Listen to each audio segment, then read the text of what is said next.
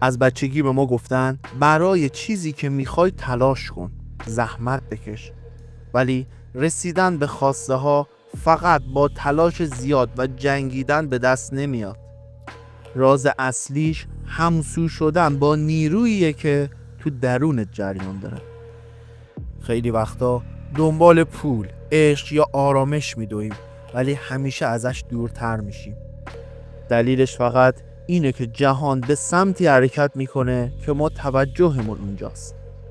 تو این ویدیو قراره با قدرت واقعی انرژی آشنا بشیم. قدرتی که باعث میشه دیگه منتظر اتفاقات خوب نمونیم، بلکه خودت اونها رو جذبش کنی. اگه حس میکنی این ویدیو میتونه برات مفید باشه، ممنون میشم این ویدیو رو لایک کن و تا آخر با من همراه باش. خیلی ها اعتقاد دارن که سرنوشتشون رو شانس یا عوامل خارجی تعیین میکنه، ولی جالبه بدونید هر تجربه ای اول توی دنیای انرژی رخ میده و بعد توی دنیای مادی اتفاق میفته. فیزیک کوانتوم ثابت کرده که از ریزترین تا بزرگترین ذره موجود در جهان از خودشون انرژی ارتعاش میکنن. وقتی ارتعاشات تو پر از عشق، آرامش و محبت باشه، همه چیز به طور طبیعی با تو هماهنگ میشه. ولی وقتی ترس و استرس داری، حس میکنی دنیا بر علیه تو حرکت میکنه، طوری که حس میکنی انگار دنیا داره جلوی پات سنگ بزرگی میندازه.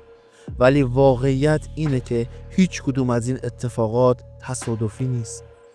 هرچی که تجربه میکنی در واقع پاسخ انرژیه که تو به جهان دادی. تو به چیزی که دنبالش هستی نمیرسی، تو دقیقاً چیزی رو جذب میکنی که خودت هستی. کیفیت انرژی درونت کیفیت دنیات رو میسازه. پس یادت باشه اگه خواستی چیزی رو وارد زندگیت کنی، هیچ ربطی به شانس و شرایط بیرونی نداره، بلکه باید انرژی درونت رو با اون چیزی که میخوای هماهنگ کنی. وقتی به اطرافمون نگاه میکنیم متوجه میشیم از کوچکترین ذرات تا بزرگترین سیاره های جهان همشون تو فرکانس های مختلف ارتعاش تولید میکنن. جالبه بدونید میدان انرژی شخصی تو همیشه با انرژی اطرافت در حال تبادله. یعنی تو فقط یک گیرنده نیستی، بلکه تو یک فرستنده قدرتمند هستی. یعنی آدم در هر موقعیتی انرژی رو به دنیا میفرسته. اگه ناراحت باشی انرژی منفی و اگه خوشحال باشی انرژی مثبت رو ارسال میکنی. و جالبه بدونید انرژی که به جهان میفرستید دوباره به خودت برمیگرده. شما چه باور داشته باشید چه باور نداشته باشید این اتفاق میفته. تنظیم فرکانس درونی خودت با دنیا.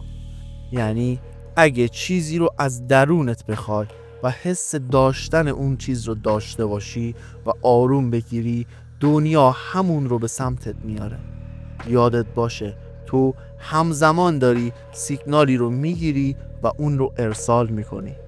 احساسات همون موجهایی هستن که ارسال میکنی و جهان دقیقاً به همون احساساته که جواب میده. وقتی در حال شکرگزاری یا قدردانی هستی، فرکانسی که ارسال میکنی بیشتر از اون رو دریافت میکنی و همونطور که در حال غر زدن و ناله کردن از شرایط هستی همون رو دریافت میکنی. خیلی ها فقط روی فکرها و تکرار جملات تمرکز میکنن، ولی اصل واقعی درونته. باید ارتعاشات درونت رو تغییر بدی. نمیتونی فراوانی رو بخوای ولی درونت پر از اضطراب و ترس باشه. جهان به حرفات گوش نمیده، بلکه ارتعاش درونت رو نگاه میکنه. اما سوال اصلی اینجاست که چطور میشه از احساسات سنگینی مثل ترس و اضطراب گذشت؟ ما باید بدونیم که همونطور که بدن ما نیاز به تمرین داره، باید ذهن و درون خودمون رو تمرین بدیم. آگاهانه تمرکز کنیم به خوبی‌ها و اتفاقات مثبتی که توی زندگیمون رخ داده و آروم بگیریم و با آوردن فکت های مثبت توی زندگی به خودمون یادآوری کنیم که چقدر اتفاقات خوب توی زندگیمون افتاده و بابت چیزهایی که داریم شکرگزار باشیم. تکرار این کارها باعث به وجود اومدن احساس خوب و ارتعاشات خوب میشه و جهان همین رو به ما برمیگردونه. این تمرین خیلی ساده است ولی معجزه میکنه. حتما برات پیش اومده که کلیدی یا چیزی رو گم کرده باشی تا وقتی که میگردی پیداش نمیکنی، ولی زمانی که رها میکنی ناخودآگاه اونو جلو چشمت میبینی. این یعنی وقتی دست از فشار آوردن بر میداری، انرژی فرصت میکنه خودش رو دوباره مرتب کنه و به نفع تو عمل کنه. این مسئله توی جهان هم همین اتفاق میفته. جایی که مقاومت رو کنار میذاری وارد جریان میشی، جایی که انرژی به صورت طبیعی با خواستت هم جریان میشه. ولی مشکل اصلی که وجود داره اینه که افراد انرژی های پراکنده دارن. یعنی یک روز حالشون خوبه و یک روز دیگه حالشون بد، یک روز با انرژی هن و یک روز بی انرژی. اما وقتی افکار، احساسات و بدنت با هم هماهنگ میشن، تبدیل میشی به یک آهنربای قدرتمند برای واقعیتی که میخوای بسازی. یادت باشه فقط افکار نیستن که دنیای تو رو میسازن، بلکه احساسات مثل یک وایفای قدرتمند تو رو به جهان هستی وصل میکنن. وقتی روی فرکانس اضطراب و ترس هستی، همونها رو جذب میکنی و وقتی روی فرکانس آرامش و حال خوب باشی، زندگی پر میشه از موفقیت. این دقیقاً نقطه‌ایه که انسان‌ها مسیر رو اشتباه میرن، یعنی سعی میکنن افکار مثبت داشته باشن در صورتی که درونشون پر از ترس و اضطرابه. مثلا با صدای بلند میگن من حالم خوبه، ولی درونشون پر از آشوبه.